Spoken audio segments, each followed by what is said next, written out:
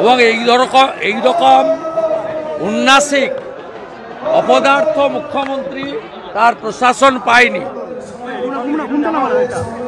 আপনি দেখেছেন সবগুলো অতিথি বাংলার বাইরের লোক গোড়াস্তায়, তাদের এত বড় মৃত্যু ঘটেছে, সংখ্যা 25 অব্দি যাবে।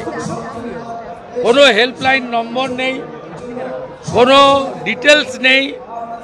পুরো সরকারটাকে দীঘাতে তুলে নিয়ে এসছে, মাংস মাছ খাচ্ছে, চটি পরে সাংস্কৃতিক কেন্দ্রকে মন্দির বলে চালাচ্ছে।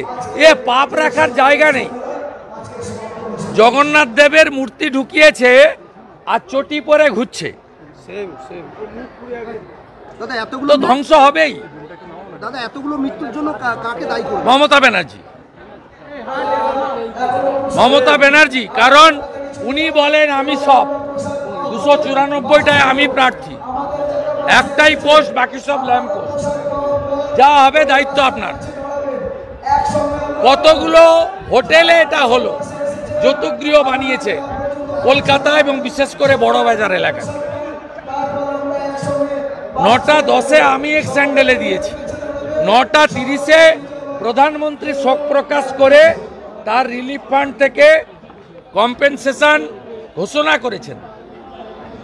আর সি ইজ রিলাক্টেন্ট, চটি চাটা চাকর বাকর ভাতাজীবীদের নিয়ে ফুর্তি মারাচ্ছেন দীঘাতে। শিশু রয়েছে শুভেন্দুদা, হাইড্রোলিক ল্যাডার এত কোটি কোটি টাকা খরচ করে কেনা হয়েছে, সেটা নামানোই গেল না, সেটা কাজ করলো না, মানুষ ঝাঁপিয়ে ঝাঁপিয়ে পড়ে মারা গেলেন। সেই ছবি দেখা গেল উপর থেকে ঝাঁপিয়ে। কে এর উত্তর দেবে? উত্তর কে দেবে? উত্তর কে দেবে?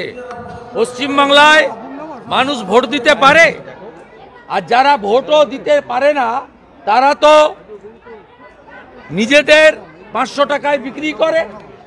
আর মুসলিমরা অন্ধের মতো মমতাকে ভোট দেয়, যেহেতু তাদেরকে তুষ্টিকরণের রাজনীতির মধ্য দিয়ে তিনি প্রোটেকশন দেন।